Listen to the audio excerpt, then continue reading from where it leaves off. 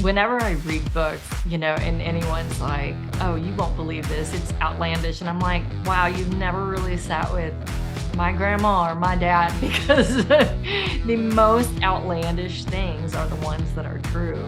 Hello and welcome to The Thriller Zone. I'm your host, David Temple, and on today's show, we're heading south.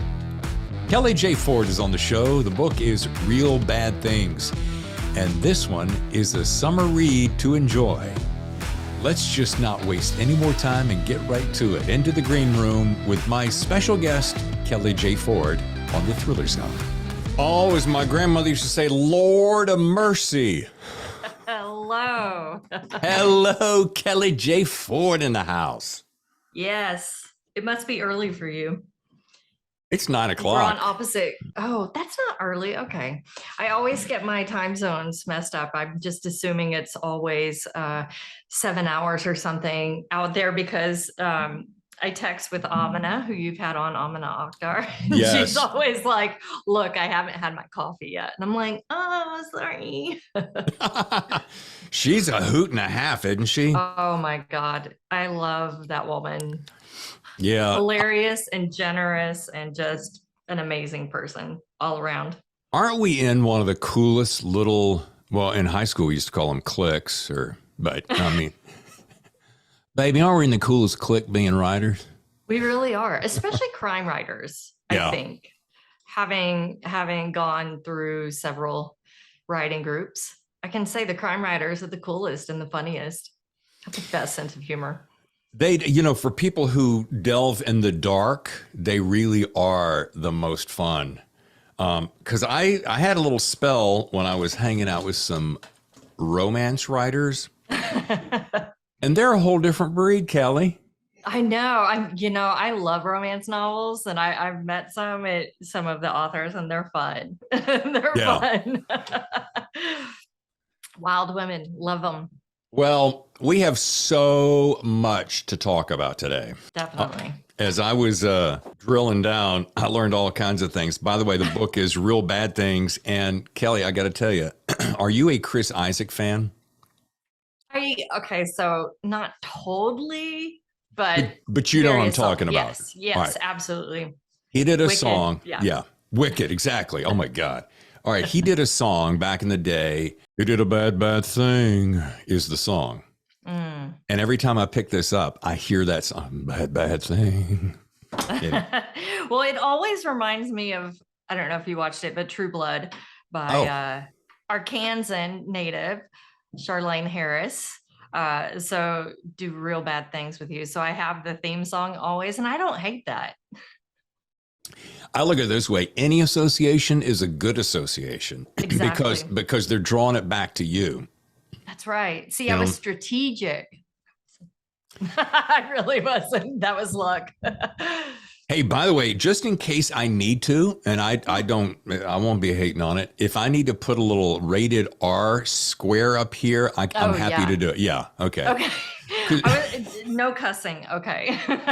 No, what I'm saying is I have followed you on Twitter and I read something recently. I'm not going to relate it, but you leashed out and I was like, God damn, girl, you go. I mean, I've got a mouth on me. Yeah. I've been told. Ain't nothing wrong with that. All right, let's start with this because I learned this is funny. Oh, wait. Do I want to? I want to say this. I got a special surprise for you.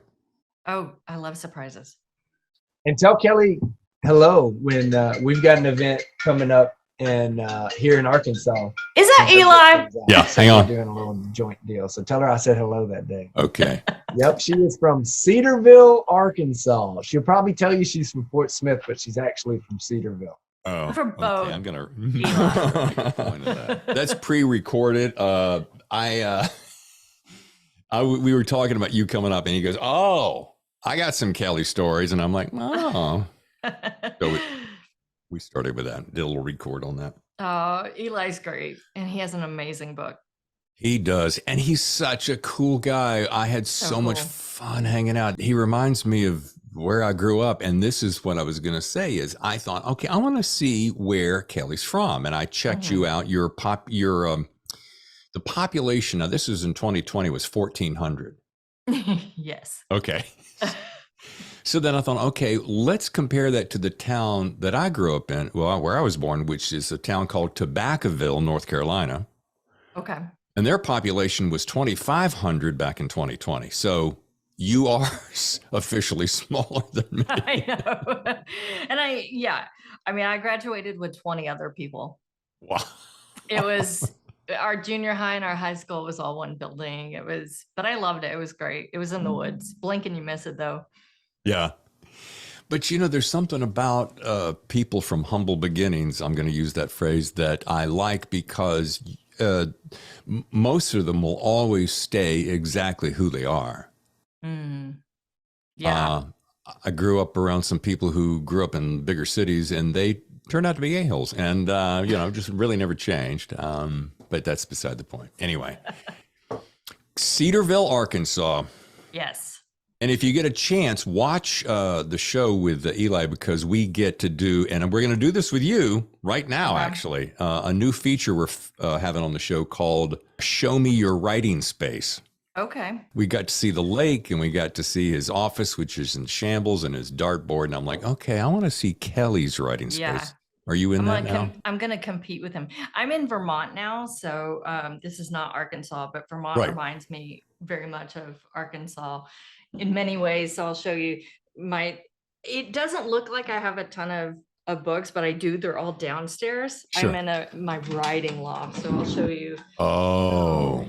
I don't know if you can see because it's a little foggy today, but in the distance, that is Monadnock in New Hampshire. Yeah. It is beautiful, girl. So, yes. It's very green. Oh no, now it's a disaster. It's very green, it's very lush, but it's just amazing. It's like Arkansas without the people. That sounds terrible. But the conservatives, I'm basically in the bluest state in the bluest county. So it's a long way from Arkansas. Yeah. And in many ways. And what brought you there? Honestly, it was a free ride after college. I had a friend who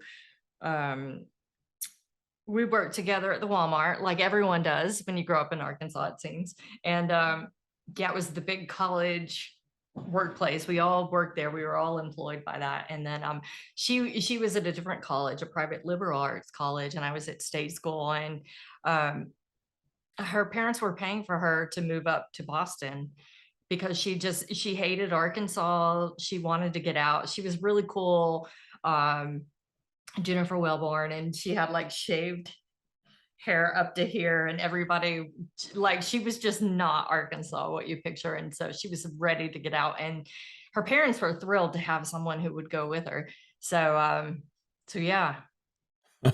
And we just took off. We were waiting a little bit, and we were watching the Rosie O'Donnell show of Dating Myself, and sitting around in Rogers, Arkansas, up near U of A, just waiting for her parents to be ready to take us. And finally, we saw that the Newport Folk Festival in Rhode Island was playing, and Joan Baez was going to be there. So we were folk fans. So we're like, yeah, let's totally go. So that was our official first night in New England, was sleeping on the side of the road waiting for the Newport Folk Festival, which we did not get into, by the way, because we did not realize that you had to buy things in advance, because in Arkansas, it's just available. Sure. You just show up. Yeah. All right. Now, I also understand that, and I'm so bummed that I'm not going, but you're going to BoucherCon next month. I am. Yeah. You're speaking somewhere, right?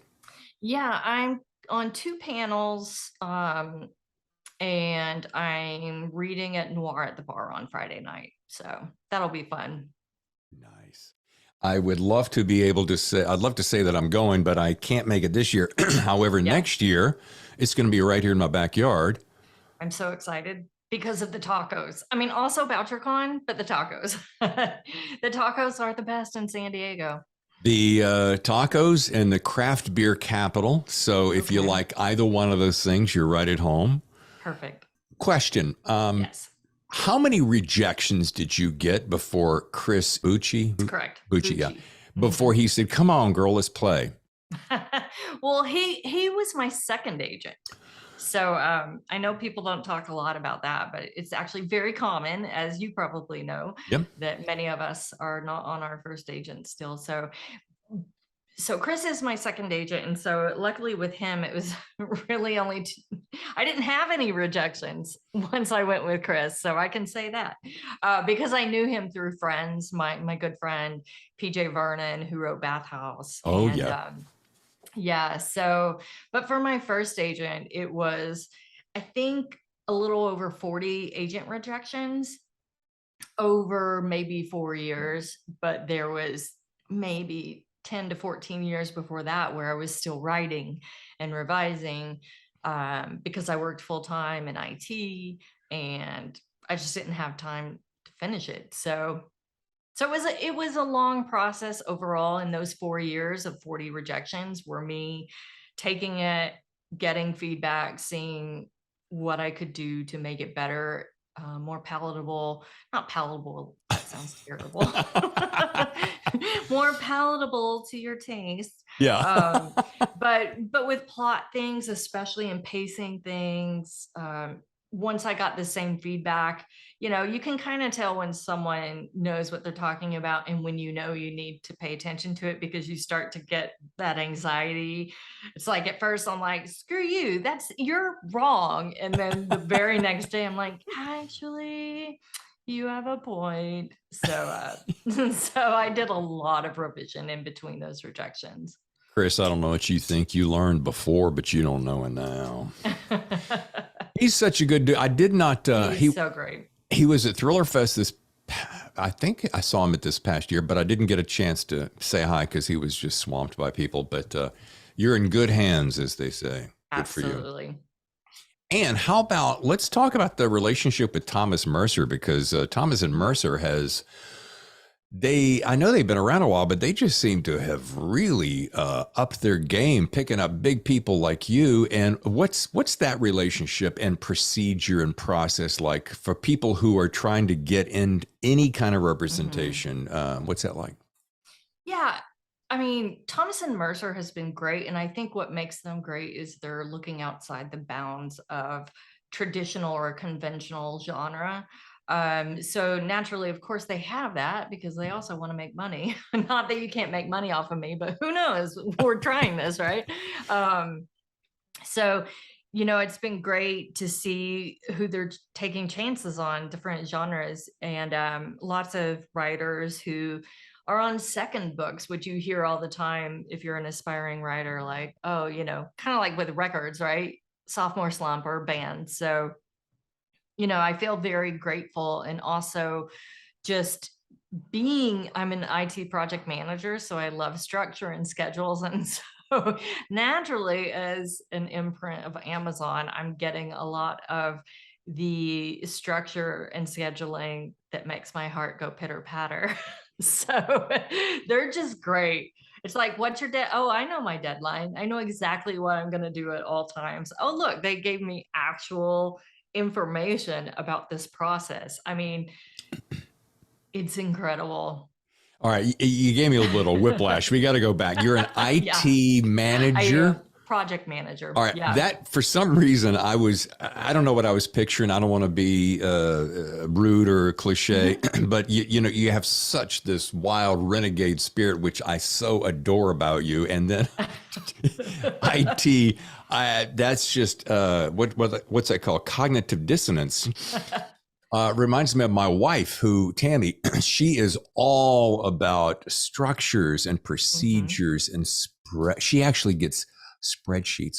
Oh, and I'm like, oh, I mean, I break out when you use the phrase checkbook balancing and I mean, I get that too. I think I like to separate it out because, people love to have that pantsers, plotters conversation, but really with the beginning of anything I write, it's basically just vibes, right? Just whatever I'm feeling, I'm going to put it on a page. I'm going to see what happens. So I have more of this free-form spirit. But then I would say, a lot of people are like, oh, but by the third draft, your finished draft. I'm like, I have never finished a draft. I don't even know what I'm writing on a third draft. So I feel like by the time I'm at the fourth draft, I kind of have a better template of what the final book might be, because I have so much trouble with plot, because I'm so into vibes. That also goes into a lot of my reading preferences too. I love really in-depth books with character development and setting and description, all the things that a lot of genre readers don't love. So for me, I really need to trim a lot of that back and make sure it makes sense and the pacing's at the right place it should be. All right, so not to belabor that point, although you brought it up, which is really cool. And it's so, one of my favorite things about this podcast, and we're into our second year now, is that the authors that come on the show talk about the difference between plotting and pantsing. Mm-hmm. And I'm trying to remember, there's a few people. Dean Koontz was on the show recently, and he goes, wow. David, I don't know about this pantser thing, but I always write with my pants on, That's the most appropriate response to that question. Yeah. But I mean, I have to have that. Once I get into that fourth draft, I have to have my bullet points, and I have it on a whiteboard. I have it written down in a notebook. I have it in my notes app. I'm just constantly refining and trying to make it what I want it to be. So yeah, it's nice that I can do both. So the project management piece really helps with setting goals and priorities and all those boring things people hate to talk about, but are necessary for writing and publishing. I don't think it's boring at all, to tell you the truth. Matter of fact, I'm going to pull up. You did a post yesterday. Excuse me while I look away from the camera, but I did you did a post yesterday that I loved, and it was just a simple thing with your whiteboard. And I made a comment about how that is so essential. And I'm going to have to drill. I've got to drill. I got to scroll through so many Eli Craner mentions. Excuse me. Here it is. Write it. Number 1, write it. Number 2, read it. Number 3, fix it. Number 4, repeat. Now, before anybody goes, well, damn, Dave, anybody knows that. I'm like, yeah, okay. But, and I wrote solid advice for any writer, simple, efficient, mandatory. Mm-hmm. And, sometimes and golly, I have done this, Kelly, you go to a conference or you go to a training class or take a workshop, and you get all this plethora of systems and analysis and structures, and you've got to do the 7 points, and then there's the 3-act play, and then there's more of those than just about any kind of iced tea, right? And what always annoys me is I'm like, whatever happened to just kind of sitting down and going with the groove that's inside you and trusting your own personal process? And if the story is there and it is good as you know it is, it will come out and it will receive it and be impacted by it, and you're on your way. Is that too simplistic? I don't think so. I mean, I think it makes sense to me that a lot of aspiring writers, especially, but even people like me who are published, who like a formula, we're looking for what can help us. And so I think in many ways, at least from my experience, it can be overwhelming. I'm taking in so much information, and not just research about a book, but like you said, there's software to consider, there's this, there's that. And then once you add in, say, feedback from a workshop, you've just got so many voices in your head, whether it's from the media you're reading to try to learn, or the people who are having subjective feedback about, hopefully subjective, about your work. Sometimes not, right? I've had that experience. So I think it's easy to become overwhelmed. And I've taught a project management for writers class for a few years now. And one of those things is it's never hard for people to understand that you have to write it and then revise it. Like many people actually still don't know you need to revise it. So this is the lesson here. You got to revise it. But the main goal with the class is just to finish it. Like that's your number one thing, because that's what most people who want to be writers never do. So the fact that you're finishing something you started is extraordinary. If we're thinking about, the specific definition of that, you're doing something that other people, ordinary people, aren't doing. So hooray for us. But they always are so overwhelmed. And so in project management, it's the same way. When I work like construction stuff as well as IT. And so it's constantly like, you want to build a house. Oh my God, it's whether you believe it or not, everything floods into your head about what can I do first. So we break things down, but at the end of the day, it's just like you have to push these things away. And sometimes you just have to write. You just write. Yeah. You're just right. And so I think being able to put blinders on, and when I wrote this yesterday, I had all these thoughts in my head because I'm in the developmental edit stage right now for my next book with Thomas and Mercer. And I was having anxiety and taking edibles, which helps. And I'm like, just freaking write it, Kel. Yeah. Like, calm your body and just write it. So. And put on my t-shirt that says, say yes to edibles. But anyway. Yes. Speaking of which, side note, I have found that sometimes if you enjoy those, and they're legal here in San Diego, when you sit down with a great thriller, it takes on a whole new world of its own, doesn't it? It just calms my head. I can take it in. Yeah. Yeah. I won't say which book I was reading this weekend, one of those, but we'll leave it at that. I was, now I apologize because I am a recent worshiper at the altar of Kelly J. Ford. Say hallelujah. But I don't know Cottonmouth, which came out in 2017. And correct me if I'm wrong, but it became like an instant hit, became one of 2017's best books of the year by LA Review. I mean, first of all, and we're still gonna get to don't forget Real Bad Things, but can you tell me what how Cottonmouth was received, how it evolved, and what's it like to shoot out of the gate with that kind of accolade? Well, I will say, and I edited this in the press releases too. I'm like, it wasn't instant. Right. I like using that word. I like to beef everything up. Yeah. I know. No, everybody says it. And I'm like, no, it was hard. So I actually, when it was published, my publicist had quit, my editor had just quit. So really, I had no mainstream press for Cottonmouth. I had barely any mentions. I don't even know when my publicist quit because I learned it through an auto email responder. Oh, shit. So it was, that's why I'm always like, no, it wasn't instant. It was hard work and a lot of red wine. So yeah, it didn't, yeah. But I did some bookstore events here in Boston. Luckily, I am in a very large writer community, so I could get good, first day sales or whatever compared to, sometimes, but there's only so much. There are only so many books that your friends and family can buy, correct? So, or that the Boston office or, audience is willing to buy. So I didn't have much outside of the Boston area. And so my plan was just to go to festivals. And I think that was it was the most fun.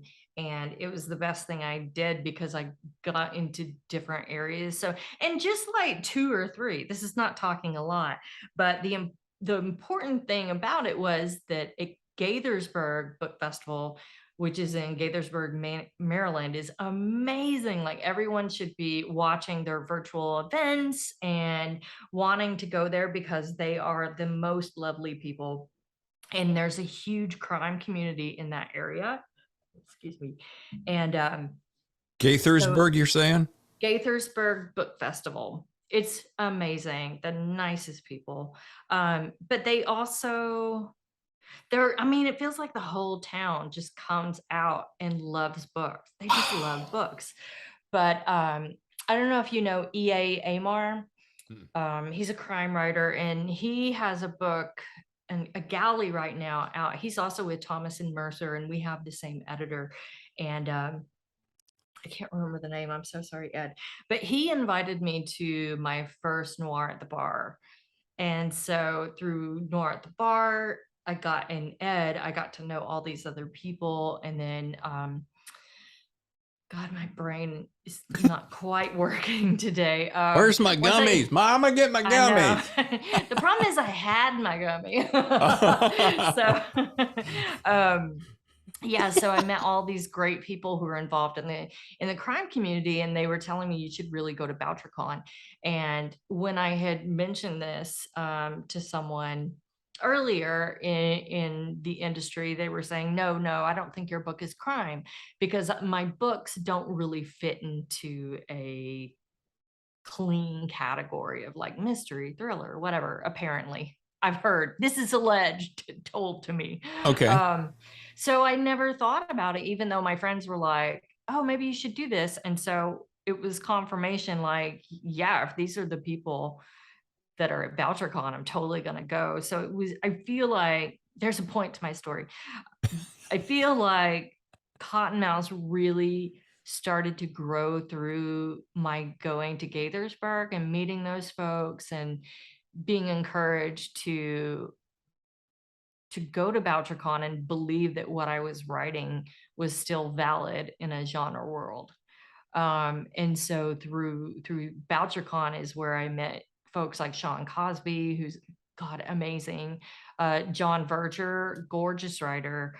All these people who have books out, Kelly Garrett, and then Amina, of course, Amina Akhtar, Eric Pruitt, who's also with Thomas and Mercer now, just really, really nice people. James D.F. Hanna, he invited me to a rural Noir at the Bar where I met so many other people. It's just like this fun thing where you just do one event. And I know people hate networking, but I'm like, networking is just being nice, just having conversations, asking people, hey, what's your name? What do you like to do for fun? Right. And so I did a lot of that.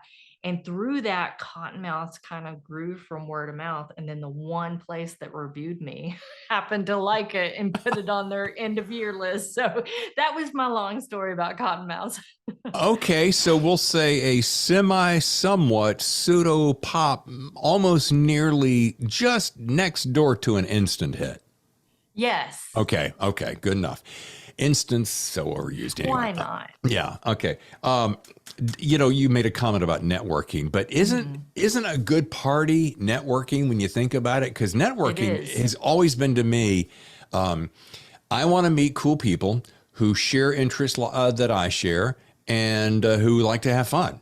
And I think if you approach any networking event like that, now I'm not talking about going down to your, I'm not trying to slander anybody here, but go down to your nearby Holiday Inn IT conference with your suits on and blah, blah, blah. I'm not talking about that, but generally speaking, it's really about like-minded people. Yeah. Yeah. And I think if you're approaching a conference in terms of, do you think I'll sell a lot of books there? You're going for the wrong reason. You're going to learn.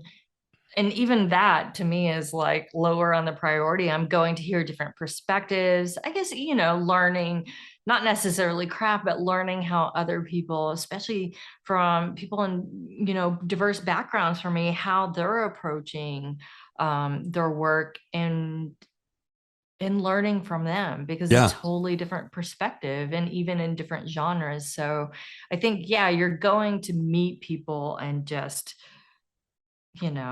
hang out and be with people who are doing the thing you love.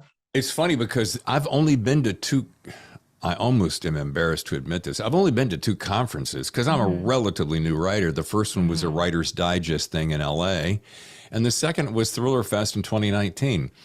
And the great thing about that is, to pimp that, is the Craft Fest was, oh my God, I couldn't get enough information in my brain fast enough.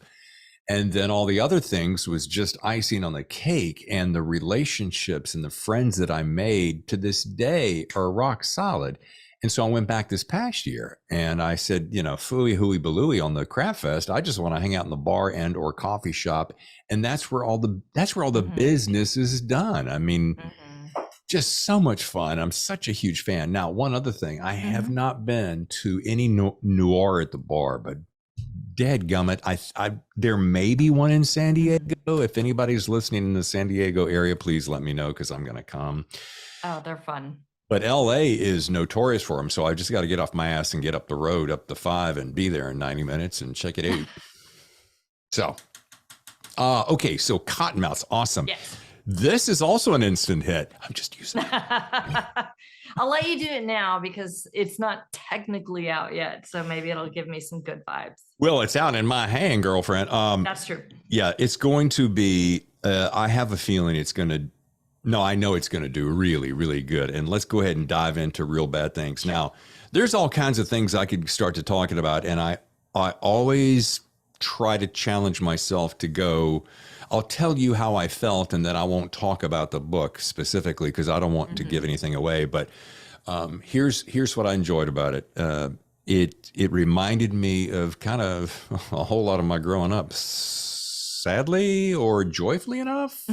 Question mark. It can be both. It can be both. It was sadly joyful. The only thing difference is I grew up in a preacher's home, so there was a lot of that same still dysfunction. But let's talk about it. Where did this come from? Something tells me it was very close to you.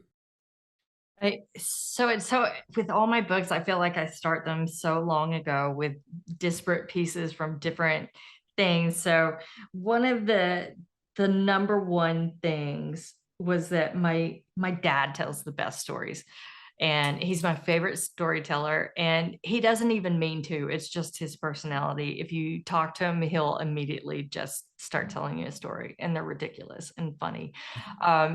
But he would always send me texts about weird things like, oh yeah, they found another body down in the bottoms. And I'm like, oh, cool. That's awesome. So I didn't even know I had taken in this information, but I was texting with him one day and he's like, oh yeah, I told you about that down at the bottoms. And I was like, that's where I got it from. So this idea of, I was always obsessed with Lock and Dam 13 in Barling, Arkansas. We used to go there. My stepbrother got my stepmom's Camaro stuck in the sand, and it was this big family drama. So it's like the Lock and Dam has lots of drama. And because it's also that fear of the dam, of going past the ropes and getting sucked in. And so I've always had a fear of drowning. And so that's a piece of it. But also just thinking about it, I was like, it really comes down thinking about simple things, right? It comes down to, I had a stepfather who was a real son of a bitch. God, I wouldn't mind if he was dead, and that's kind of how my brain works. It's never something really succinct. It's just like, yeah. Okay, let's throw it in a pot and see what happens. Sure. Draft 4. Emotional gumbo. Go ahead. Yes.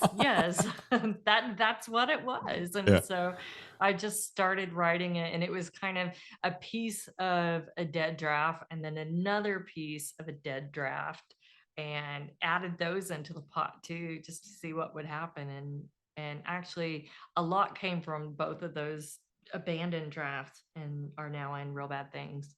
I don't throw away anything. Okay, let's take a short break. When we come back, I'm going to read a little excerpt from Real Bad Things. Stay with us. It's Kelly J. Ford on The Thriller Zone. Your favorite authors, The Thriller Zone. And now back to the show. Can I read just a tiny little bit? Sure. Because you just said something that made me think. In the prologue, the book starts this way. Away from the bridge, the river smells of the cottonwoods that grow along the banks. Cattails brush your calves and ankles. A lone whippoorwill calls out. The distant water.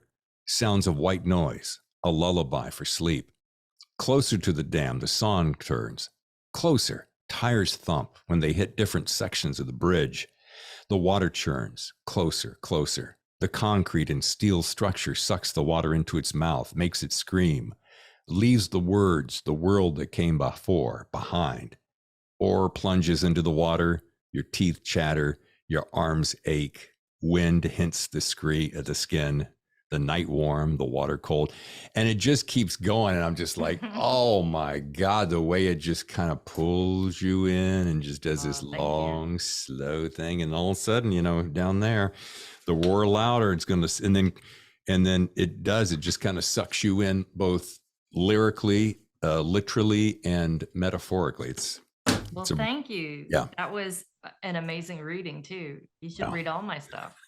Gosh, you're good at it. Well, thank you. That was a little bit off the cuff, but that's one of the things I loved about this is that, when I was reading this, I was hearing my grandmother. Now I grew up in North Carolina. North Carolina is a little bit different from Arkansas, not only just dialect, but sensibilities, etc. But I could just hear my father's mother speak. She used to run a bait and tackle shop in her basement. So she sold bloodworms and crickets by the bagful. And so she'd sit on the porch and just tell these stories. And while you'd hear this, to go down and get crickets in her basement, you'd open this thing, it's all painted on the side so they couldn't get up, and you'd just scoop them out and put them in a bag and go on your way. But so that's some of the way Amazing. Yeah. And those stories that she'd tell, just the way she grew up. She died at 103. Oh my gosh. And my point being, the lyricism and the cadence is so profound in Real Bad Things, and it really just kind of sweeps you away to yesteryear. I loved it. Thank you. Yeah. I'm always trying to capture my dad around and that feeling around a campfire. And also like everyone in my family, not just my dad, like my grandma Ford and my grandma Sue, both of my grandmothers, were both big storytellers. And I mean, whenever I read books, and anyone's like, oh, you won't believe this, it's outlandish. And I'm like, wow, you've never really sat with my grandma or my dad, because the most outlandish things are the ones that are true. But we all joke, we're like, if you put this in a book, nobody would believe it. But those are the fun story. That sounds terrible. Fun, right? It's murder. But those are the stories that just really hook me. Yeah. And Kelly, murder can be fun. You've been talking to Amina too much. It's so funny. You made me think about something. When you're growing up and you're the parents are at the parents' table, the adult tables, and the kids are at the kids' table, and you overhear the stories. When you're a kid, you do this. Oh, goddamn, they're going to tell that story again. But then when you grow up later, you go, man, I wish I'd paid a little bit more attention, because some of those stories are great. And then when you become a writer 30 years later, you go, why didn't I pay more attention and remember some of that? Yeah. I videotaped my grandparents. And I get video of my dad anytime I'm home. We'll just be playing dominoes and he'll be jawing. And then I'll put my iPhone up and hit record. And he's like, you record me? Anyway, as I was saying, so I highly recommend it, because you're right. I mean, those stories are, our traditions. And I'm such a huge fan of family stories. You talk about your grandma. I'm like, oh, tell me all about your grandma's stories, right? So that's what draws me in for sure. Here's a funny little story, since you leaned in and you did that. She was 4'11", and she was deaf in one ear because she used to swim in the carnivals that would come through town. She would swim underwater in a tank and let people watch her. She'd do underwater acrobatics. So she blew out one of her eardrums once.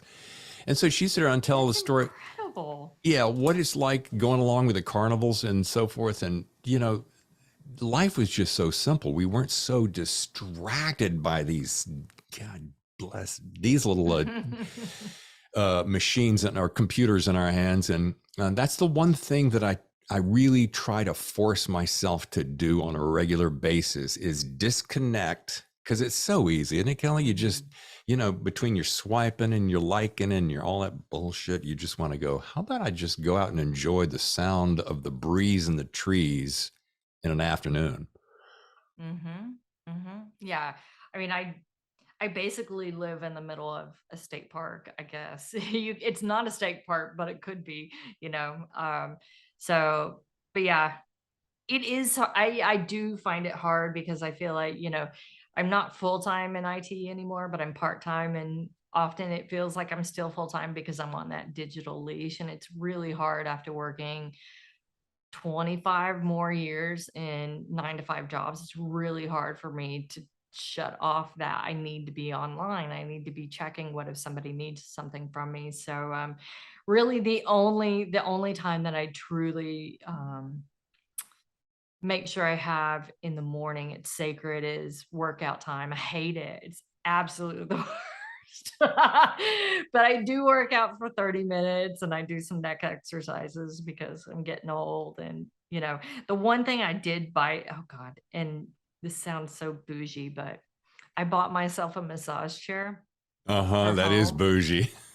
because I was just like, you know what? My neck always hurts. I'm always having to do neck exercises. My back always hurts. And I don't like people touching me. You know, I don't want to go get a massage. Yeah. So I was like, you know what? This is the one thing I'm going to give to myself. And then I'm going to try to write it off on my taxes as an author expense because it's pain. 100%. So, I got an FDA approved one just for this purpose. I'm like, just in case, because what? I'm a planner. So, Girlfriend. it does wonders. Now, everyone should get one if you can. all right, here's my question, because I went to a convention where they had the gray big, we call them Barca loungers, but they're not those, but they were a full body from the top of the base of your neck all the way down to your legs. Do you have one of those where you sit in and it kind of cups you? Oh my. Zero gravity. Girl, they're expensive too. I know. But it's your health, honey. It's my health. And I used a work bonus for it. And it is tax deductible. And it is maybe tax deductible. Fingers crossed. So. Let me ask you this. Can you write? This is so fun. This is my show. I can do what I want to do, right? Can you write off your stand-up desk? Check. Yes. Can you write off your computers that you write on? Absolutely. Check. All right. Papers and pens and computers and keyboards. Well, that is a tool. It's a restorative tool, Kelly. And books are too. See? Book purchases. Mm-hmm. I have friends who are into, it's so funny. We were talking to some non-writer people and we were going, me and my friend Rachel Barenbaum, who wrote Atomic Anna, which is amazing. We were like, oh yeah, and you can itemize this and this and this. And they're like, oh my God, you guys are the nerdiest people. If this is what being an author is, no, thank you. And I'm like, we're good for your taxes. They were awesome people. By the way, you have given me so much. I'm a name dropper. Yeah, but that's a good thing, because where do we get our inspiration for reading other people? Matter of fact, wait a second. I'm not going to distract myself by pulling it up. This past week alone, no less than 3 times did someone hit my Twitter, only one of whom I knew, said, thanks to your podcast, The Thriller Zone, insert plug here, I have been turned on to a new writer. I so enjoyed your podcast. One of them was Amina, a fan of listening to that show, said I had to go out and buy her book because the interview was so good. So we're doing good here, Kelly. It's good stuff. And these are good people who have amazing books. Yeah. I wouldn't recommend someone I didn't enjoy. Well, no. Not. Yeah. Well, you wouldn't recommend a wine that you liked, that you didn't like, you know, oh, hey, listen, there's this real piece of shit wine. You'd really hate it, but you know. You'll remember me, and I don't want that on my conscience. I got a gummy for you. Anyway. All right. Before we head on down to rapid fire questions, and you kind of touched on this earlier, but I want to be more poignant because I know you're only 2 books in and working on your 3rd, but I can tell these 48 minutes in that there's great insight in you. And I want to know, it's one of my favorite questions. I end all my shows with it. I like to ask all the authors, what's that single best piece of advice that you would give aspiring writers? And you can take a moment to think about it if you need. don't need to, honestly. Okay. Because it's always the same thing. And for me, it's tenacity. And that always beats talent for me, always, because I feel like you can learn talent. You can become talented with enough go get them and practice. I mean, maybe I'll never be, if I practiced and practice, I'd never be great at basketball. But, Right. I could say I have a talent for a certain type of basketball, maybe amateur. I don't know. Anyway, Yeah. but yeah, so I think, tenacity is the thing that I think keeps a lot of writers from publishing and reaching their dreams, because it's so easy to get overwhelmed, as I had mentioned, we talked about, and to let that rejection really sink you. And I let it sink me for many years. I went without writing for maybe 2 years after really harsh feedback from someone that I had trusted. And unfortunately, I believed it. But I'm lucky I came out of it and I had a good community to help me understand, like, no, that wasn't good feedback. That was something entirely different. But, and just the tenacity and the will to revise and revise and revise and get it to the story you want it to be. But yeah, I never, again, it took me, when we're talking about the very first time I really thought about Cottonmouth, it was like a 20-year journey, that book, and it's a totally different book from the kernel of an idea it started with, but I just never stopped believing that this is something that I didn't even believe it was something that could be published, but it's almost like people were telling me I could be published. And it was almost that competitive nature I have, where it's like, I'm going to get it published, but I'm going to show you it can't get published. Like I'm from Arkansas. We have an inferiority complex. So just keeping on and just being like, and then it turned into more competitive of, oh, I'm definitely going to get this published. And if I don't get it published, I'm going to at least show that I had, like Eli, 200 rejections, my Right. God. But I think a lot of people quit after even 10 rejections and are unwilling to touch the work and make it something that maybe we didn't think it was, right? And so that outside view is so important, but just being that person who can take that feedback in and go back to the page and be willing to tear it apart if necessary, just like that tenacity, like tear through it and get through it and keep going without it letting it sink you. Yeah, I'm always amazed at how quickly people are ready to give up just because someone somewhere said something that sounded like, no, you suck. And it's just an opinion. What does that really matter? And I think what I always do, even on a subconscious level, I turn around and go, oh, you just don't really want it that badly. That's the way I always think. Maybe. I'm like, I mean, maybe you just don't want it that badly. And then could be fear as well. Yeah. I think I've run across people that are as afraid of succeeding as they were of failing. And I thought, that's an interesting mindset. That's fascinating. But I believe it, because humans are strange creatures, and that's what makes them so interesting to write, especially psychological suspense and thrills. So yeah. All right. Well, girl, you know what that noise means. I have heard this noise.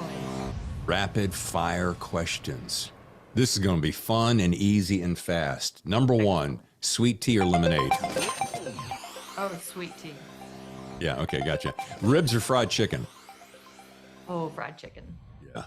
My grandmother, by the way, I still have her iron skillet. Yeah, you did. And season before you were born. Season before I was even a sparkle in my daddy's eye. And boy, the way she cooked fried chicken, and then she'd lay it up on the side, and oh, that's how I learned how to do it. All right. Sorry. Green beans or collard greens? Depends on who's making the collard greens. I'm making If them. if right. I don't know. You'll have to invite me over. I'll have to eat them. Cornbread or biscuits? Oh, that's real hard. Oh, probably cornbread. With corn in it? Oh, I mean, I'll take it whatever. I'm With a slut for jalapenos? cornbread. Just give it to me. Oh, yeah, okay.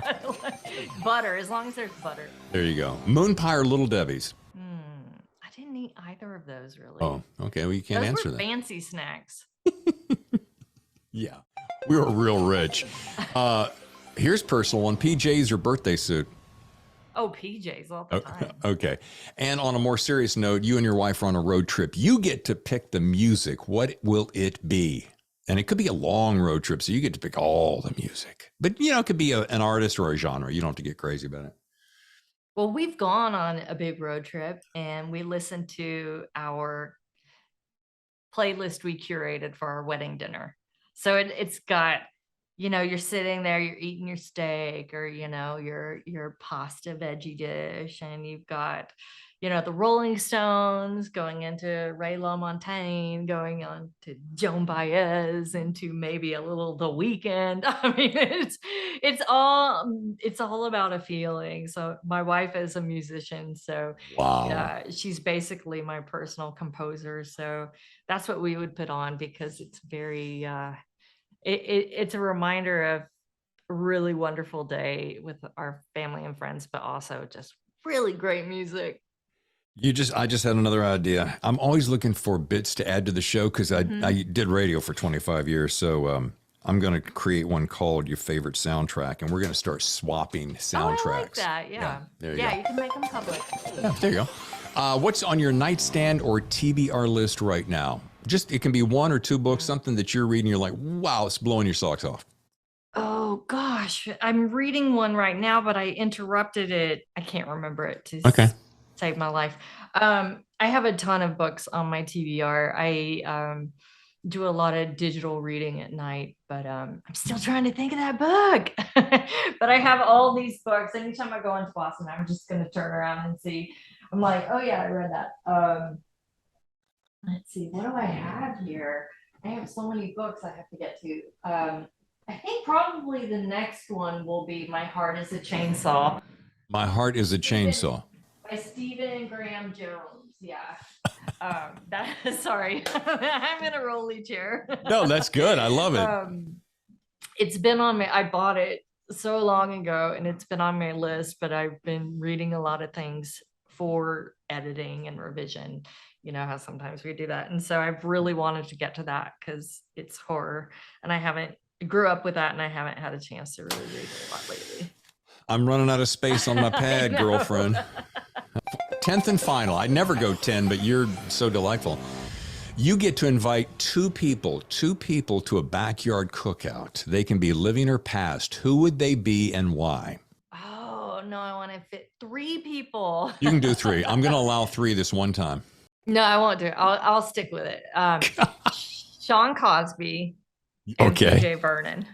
Oh my gosh. Because the two of them, I mean, they're pals too. They're close. And I don't know if you've ever met Sean in person or heard him on a video, but I have. He is precisely who he is. Yep. So that he reminds me so much of that storytelling tradition around a fire where I'm like, he's like that uncle who is going to tell you the real good stories. Like once grandma goes to bed, and then you're going to get the good shit. And he is so funny and such a great time to be around. And then PJ is, I love that guy. We have become very close friends, and he is one of the funniest people I know. And he's from the South, and we're all from the South, so it's like I feel like it's a Three's Company of oddballs. Yeah, just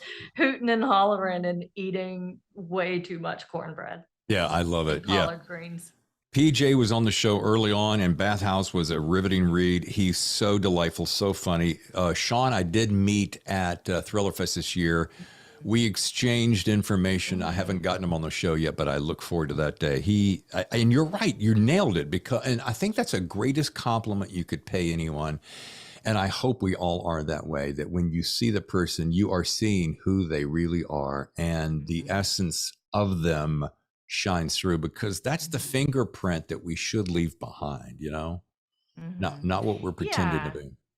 And there's such great people. I wouldn't want to have a camp out or a camp out. That's a totally different level. Wait a minute. I know. Dial it back. A camp out. No, I keep saying it. Yeah. Oh no, a cookout. I don't want to camp out with them. I mean, I would. They're fun. A cookout with anyone I don't know, because I'm too anxious. Can you imagine introvert at heart? Can you imagine having a camp out with PJ Vernon? I mean, come on. I mean, I can, honestly. It's just a matter of time. Yeah. With us. It's going to happen. And we're both going to be like, bugs! Yeah. All right, we'll start with the cookout and work our way up to a camp out. Yes.